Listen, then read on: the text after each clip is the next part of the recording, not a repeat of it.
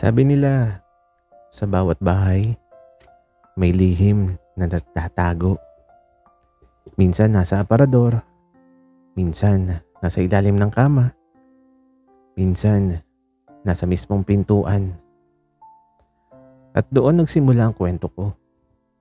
Sa butas ng pintuan na akala ko'y simple lang, nalamat lang ng kahoy. Pero naging tulay ng isang bagay na hindi ko inaasahan.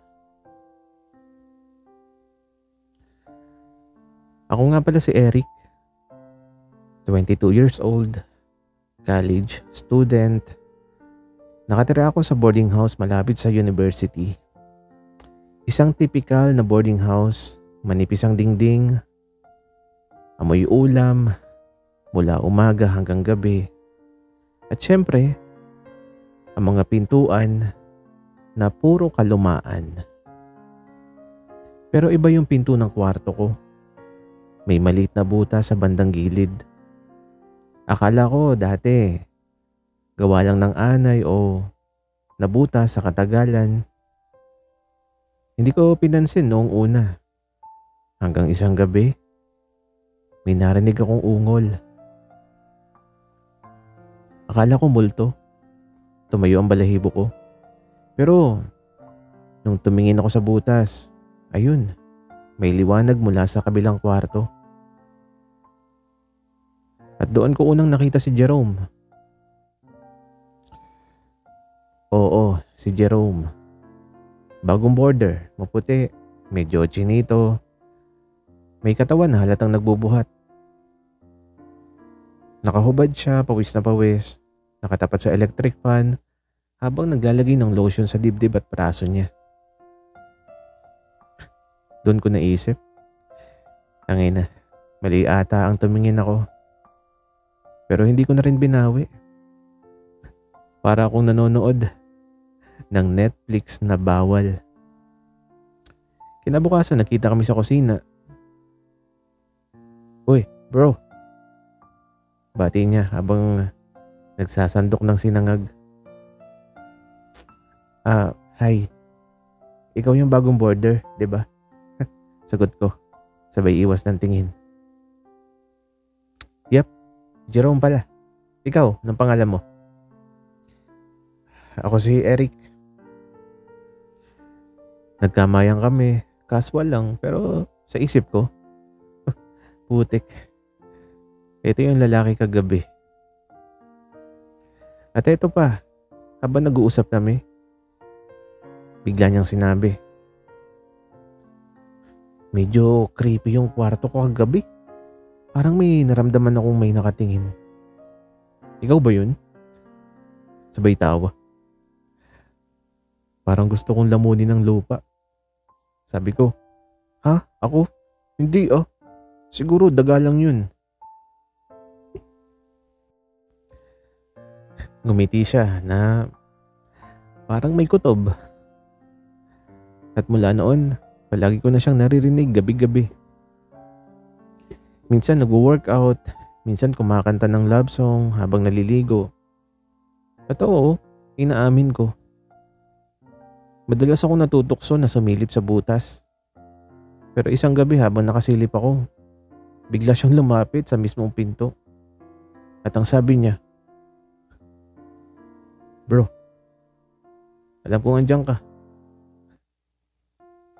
Kinabahan ako. Shit. Huli na ata ako pero imbes na magalit, ngumiti lang siya at dinikit yung mukha niya sa butas. Tapos sabi niya, next time huwag ka na magtago. Mas masaya kung sabay tayo. At doon nagsimula ang gulo ng puso ko. Simula nung gabing, itinapat ni Jerome yung mukha niya sa butas ng pintuan. Hindi na ako mapakali. Para akong estudyanteng nahuli ni teacher na may kodigo sa exam. Pero, imbis na sermon, ngumiti siya. Imbis na i-report ako sa landlord, parang inaya pa niya akong makipagsabayan. Kinabukasan, nasa sala siya. Naka-boxer lang. Nanonood ng basketball. Ako naman, galing sa klase, pawis, bitbit ng bag. Uy, Eric! Wika niya. Halika dito, nood tayo. At eto, umupo ako. Pero syempre, conscious kasi alam kong may tinatagong lihim sa pagitan namin. Yung butas. Yung paninilip. Habang nanonood kami, bigla niyang binanggit. Alam mo bro, minsan mas exciting yung bawal. Ha? Anong ibig mo sabihin? Sagot ko. Kunyari wala akong alam. Yun bang hindi mo alam kung dapat mong gawin o hindi pero gusto mo pa rin?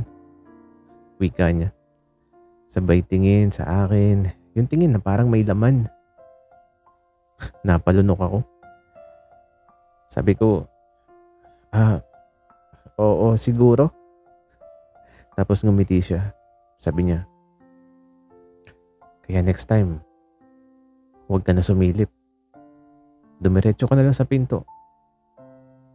Bukas naman palagi yun. Gagi. Akala ko joke lang pero nung gabi, habang nag-aaral ako, may kumatok. Eric, gising ka pa? Boses ni Jerome. Nagulat ako. Binuksan ko yung pinto at ayun siya, nakatayo, nakasando at boxer ulit. Amoy bagong ligo. Basa pa ang buhok. Pwede ba ako makicharge? Nalobat kasi ako eh.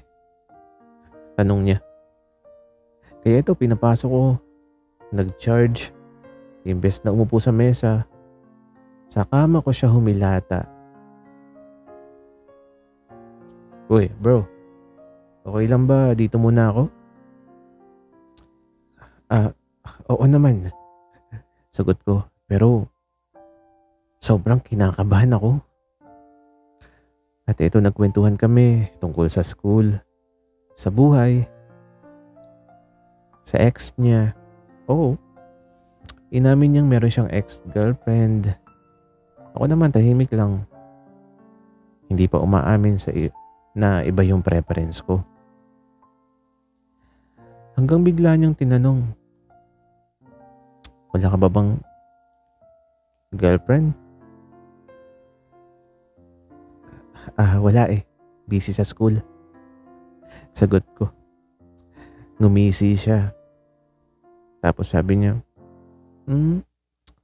baka naman hindi babae yung gusto mo. Natahimik ako. Hindi ko alam kung paano sasagot. Pero bago pa ako makapagsalita, bigla siyang tumawa. Relax bro, joke lang.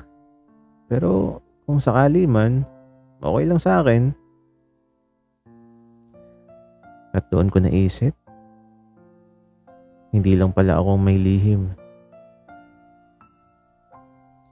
Simula nung gabing yun, hindi na mawala sa isip ko yung sinabi ni Jerome na kung sakali man okay lang sa akin. Parang may bumukas na bagong mundo sa akin.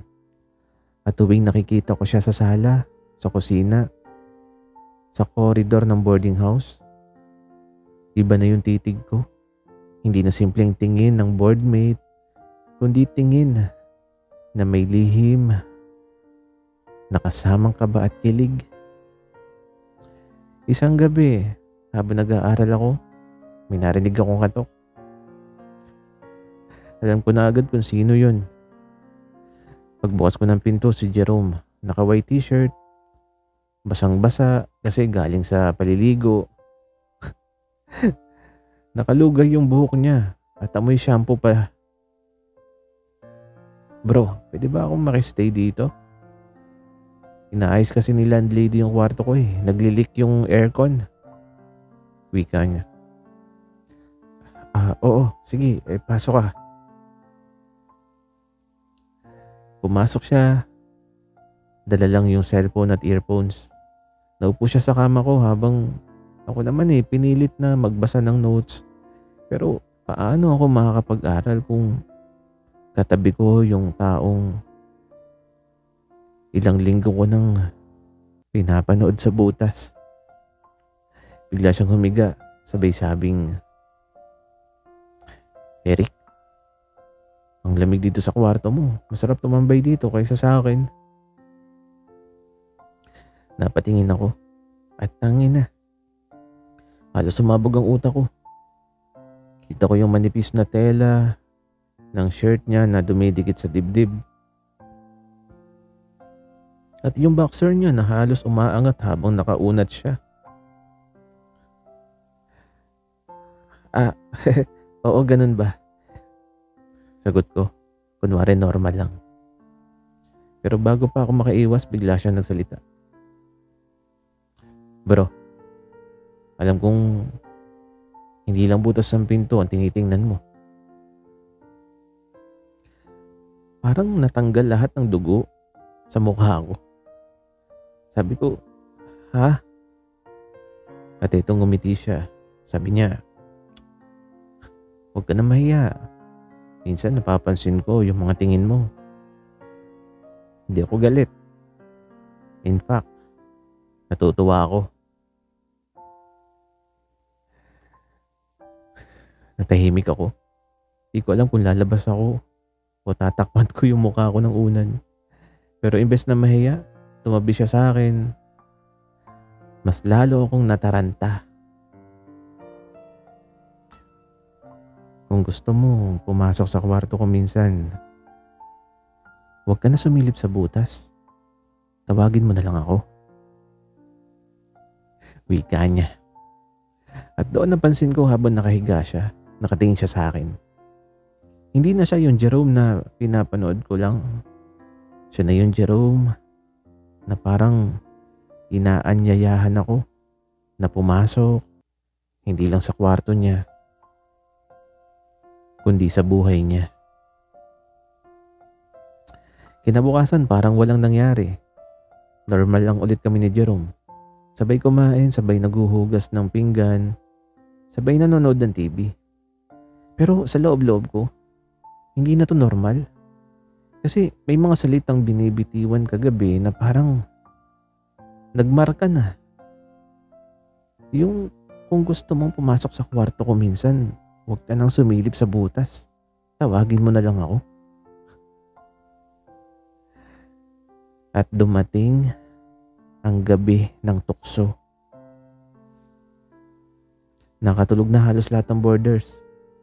Tahimik ang buong bahay. Ako naman, nagkukunwaring nag-aaral pero hindi makapokus. Ang utak ko lumilipad papunta sa kabila ng dingding sa kwarto ni Jerome. Bigla ko narinig yung pinto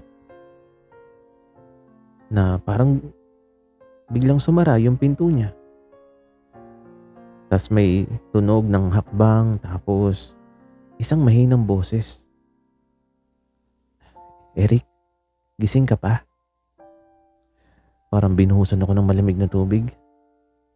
Bumukas yung pinto ko. Andun siya. Naka-jogging pants lang, walang pang itaas. May hawak na 2 lata ng beer. "Bro, inom tayo?" Tanong niya na nakangiti.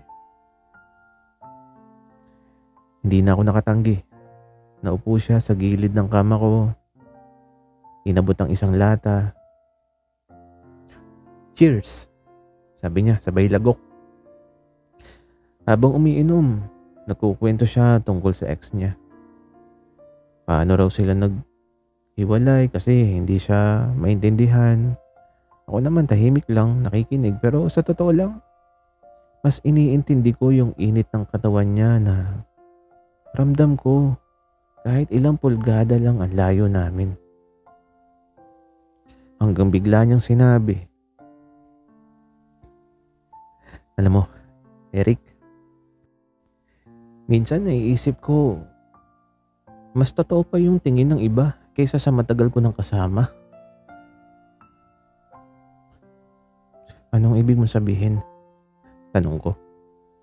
Yun bang matagal mo nang kasama yung isang tao pero parang hindi ka niya nakikita samantalang ikaw. Ilang linggo pa lang tayo dito pero ramdam kong nakikita mo ako. Natigilan ako. Hindi ko alam kung paano sasagot. Pero bago pa ako makapagsalita, bigla siyang lumapit. Pwede ba? Huwag na tayong magpanggap. At doon unang beses kong naramdaman ang kamay niya sa balikat ko. Mainit, mabigat, at alam kong totoo. Jerome, mahina akong sabi. Tapos ngumiti siya. Sabi niya, relax lang bro. Walang masama kung totoo naman, di ba? Di ko alam kung dahil sa beer o sa tibok ng puso ko, pero hindi ko na rin pinigilan yung sarili ko, kaya nung inalalayan niya ako na pumunta sa kwarto niya, hindi na ako tumanggi. At sa unang pagkakataon, hindi na ako nakasilip lang sa butas. Ako na mismo yung pumasok. Pagpasok ko sa kwarto ni Jerome, parang ibang mundo. Maliwanag pa yung lampshade. May amoy ng parang pinagsamang lotion at pabango niya. At may mga kalat na libro at damit sa sahig. Normal lang pero para sa akin, para akong pumasok sa lugar na bawal. Relax ka lang bro. Sabi niya, sabay higa sa kama. Hindi naman kita kakainin. Higa pa niya. Tapos ngumisi siya. Pero yung kabog na puso ko, hindi ako makatingin ng diretso sa kanya eh. Kaya ang ginawa ko, naupo lang ako sa gilid ng kama niya. Hawak pa rin yung lata ng beer. Teka. Bago pa ako matense dyan, selfie muna tayo. Sabi niya. Biglang tayo. Kinuha niya yung phone niya, umakbay sa akin at nagpicture kami. Yung tipong close na close. Yung parang wala ng boundary. Yan, may ebidensya ka na. Sabi niya. Ha? Ebidensya saan? Tanong ko. Na pumasok ka sa kwarto ko. Sagot niya sabay kindat. Napatawa ako. Hindi ko mapigilan, mapangiti kasi imbes na kabahan, parang ginawang biro ni Jerome lahat ng awkwardness. Pero yun na nga, habang nagkukulitan kami, bigla siyang nahiga ulit. Sabay hila sa braso ko. Dito ka na bro. Ang lamig ng hangin, sarap humiga. Napadapa ako sa tabi niya at doon nagsimula yung pinaka-awkward pero pinaka-totoong eksena sa buhay ko. Nagkatitigan kami. Yung tipong walang nagsasalita pero ang daming sinasabi ng mga mata niya. Eric, hindi na kailangan ng butas para makita mo ako. Ito na ako. Bulong niya.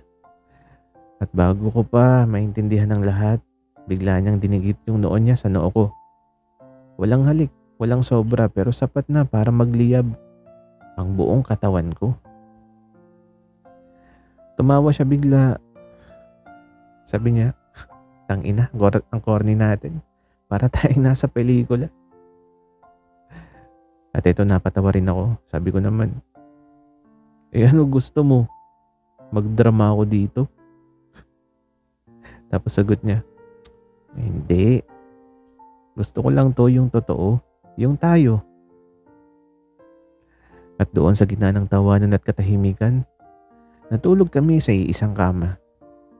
Wala pang nangyayaring malalim pero ramdam ko. Yun na yung simula ng isang bagay na hindi na basta biro.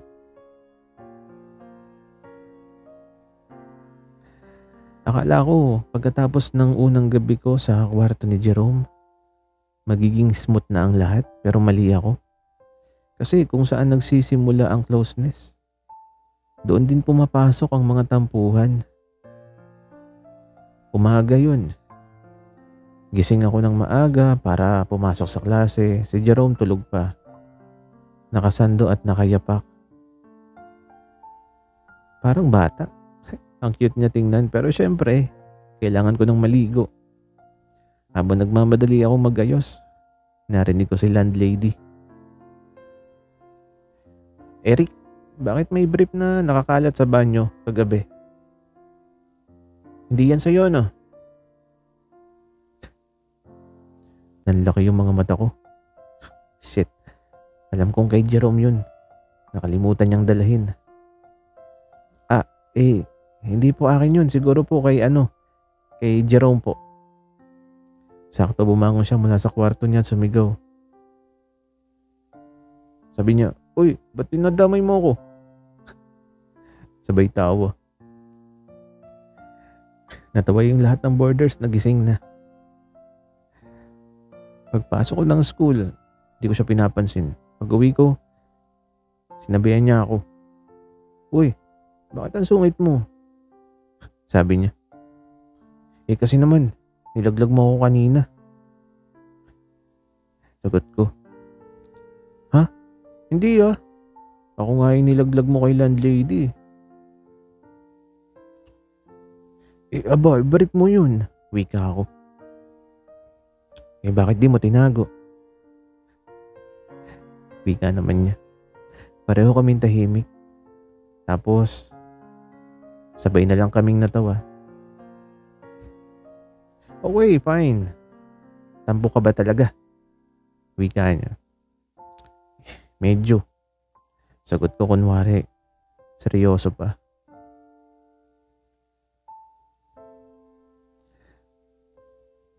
Lumapit siya sabay akbay. "Sorry na bro.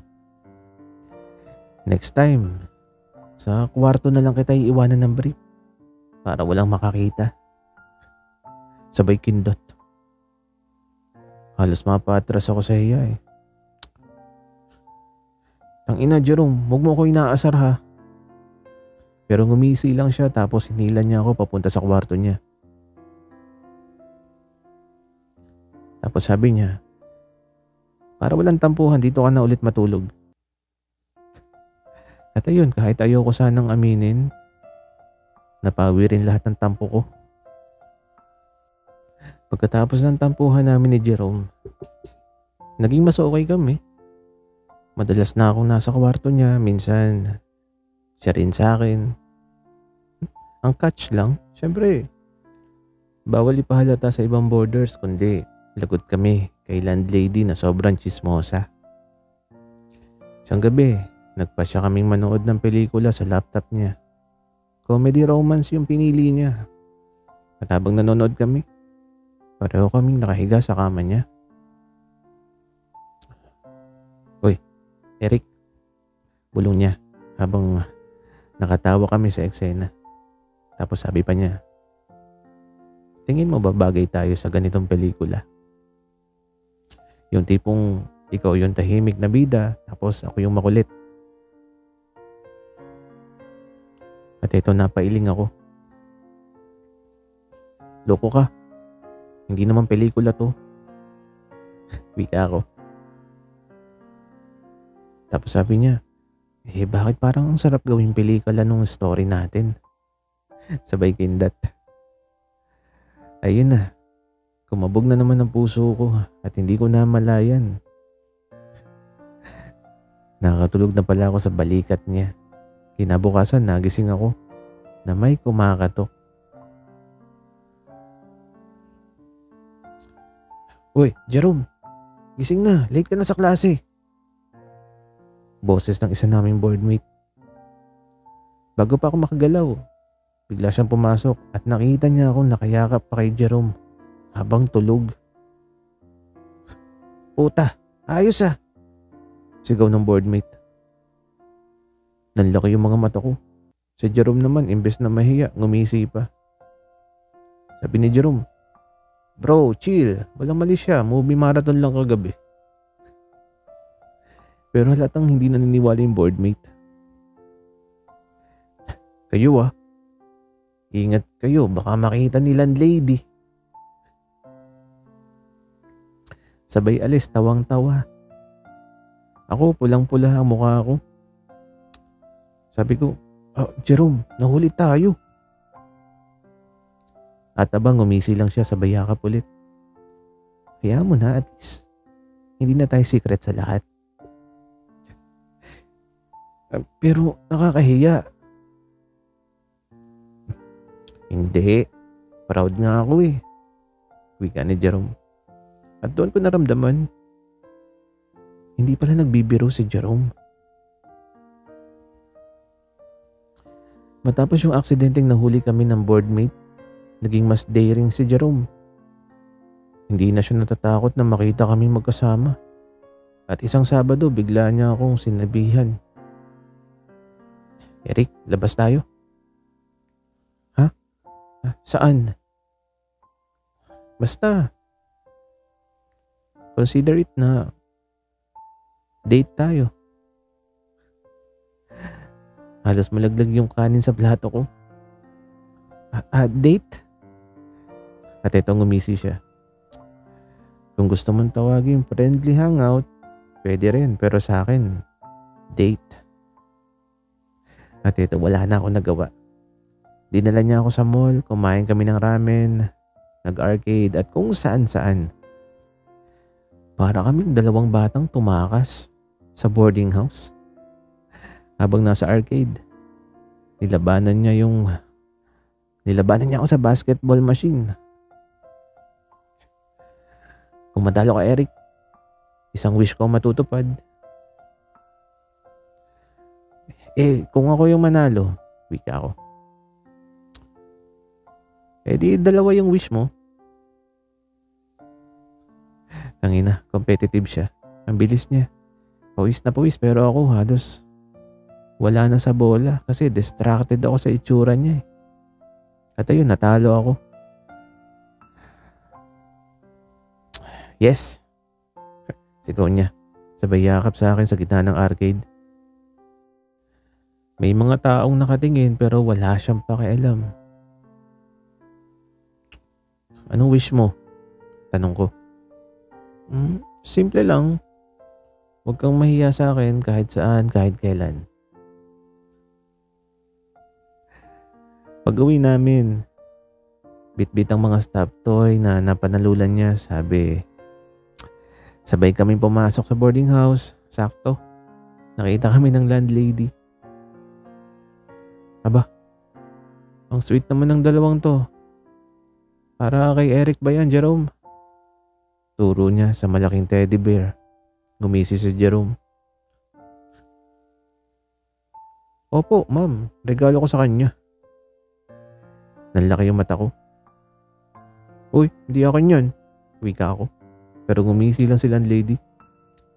Hala, huwag ka nang mahiya, Eric. Bagay naman kayong dalawa. Grabe, para ako naglaho sa hiya. Si Jerome tawa pa ng tawa. Pagpasok namin sa kwarto niya, binagsak niya yung teddy bear sa kama. Tapos sabi niya, kita mo, kahit si landlady kinikilig sa atin. Loko ka talaga. Hindi totoo lang. Wika ni Jerome.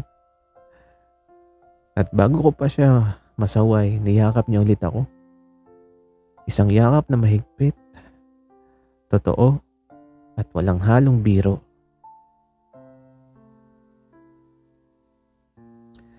Pagkatapos ng date na hindi date, hindi na ako mapakali.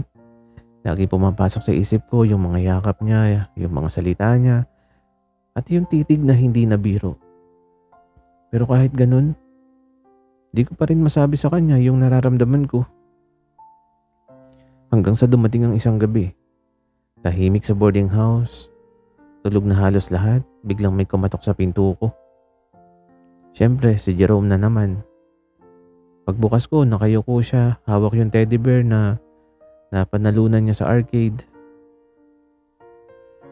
Pwede ba ako matulog dito? Mahina niyang tanong. Bakit? May problema ba? Wala, pero may kailangan ako sabihin. wika niya. Pumasok siya, umupo sa kama at tahimik lang ng ilang minuto. Ako naman kinakabahan. Eric,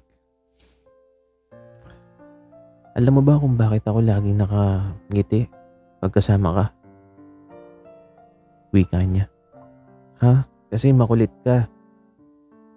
Sagot ko, kunwari biro. At umiling siya. Sabi niya, hindi. Kasi totoo ako kapag kasama kita. Wala akong kailangang itago. Hindi ako kailangang magpanggap na macho na laging okay. Sa'yo, okay lang maging ako.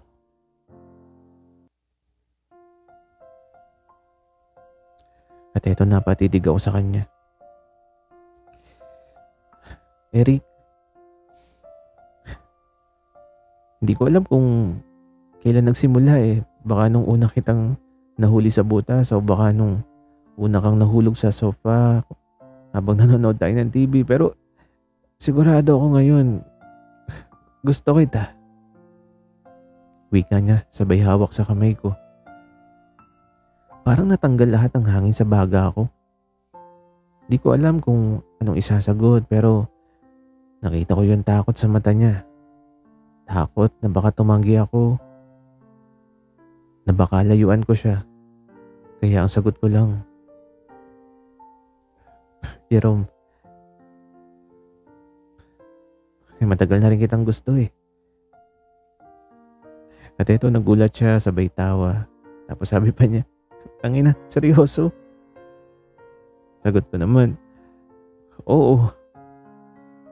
Nahuli mo na nga ako noon pa, diba? At bago pa ako makaiwas, niyakap niya ako ng sobrang mahigpit. Yung tipong parang ayaw na niya akong pakawalan.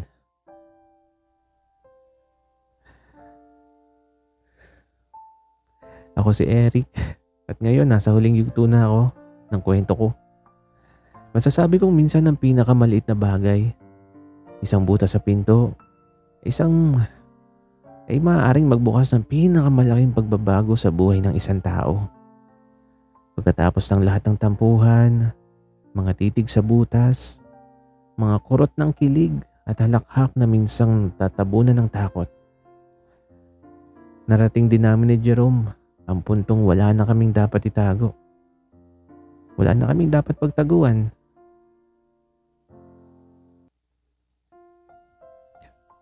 Eric, bulong niya habang hawak yung kamay ko sa gilid ng pintuang yon na dati parang hadlang sa aming dalawa. Hindi na natin kailangan ng butas para lang makita ang isa't isa. Dugtong pa niya. Napangiti ako. Totoo. Kasi sa bawat sulyap ko noon sa butas na yon, akala ko hanggang doon lang kami. Akala ko hanggang silip lang. Hanggang pabulong na kilig, hanggang lihim na pag-ibig. Pero mali pala ako. Dahil ang pintong yon na minsan ay nakasara, natuto rin kaming buksan. At nang tuluyan ng bumakas ang pinto, doon ko nakita si Jerome ng buong buo. Walang harang, walang tago, walang butas. Handa ka na ba? Tanong niya. Handa na, sagot ko naman. Di ko alam kung saan kami dadalhin ng bukas pero alam ko kung sino yung kasama ko at iyon ang mas mahalaga. Sabi nga nila minsan ang buhay ay puno ng mga pintong sarado. May mga pagkakataong tanging mga butas lang ang nagbibigay daan para makasilip ka sa posibilidad. At minsan natatakot tayong buksan ng buong pinto dahil baka hindi pala natin kayanin ang makikita natin sa loob. Pero sa kaso namin ni Jerome, natutunan kong hindi ka matututo na magtiwala. Mananatili ka lang sa kabila, nakamasid, pero hindi kailanman magiging bahagi ng kwento. Kaya sa mga nakikinig ngayon, kung may pintong kinakatok ang puso nyo, huwag lang kayong makontento sa butas. Laksan nyo ang loob. Buksan niyo ang pinto. Dahil baka katulad ko, doon niyo rin matagpuan ng taong matagal nang pinapangarap niyo. Ako si Eric. At ito ang aking naging sikreto. Ngayon wala nang butas dahil ang pintuan ng puso namin ni Jerome tuluyan na namin binuksan. Sana'y nagustuhan niyo ang aming kwento. Maraming salamat sa inyong pakikinig.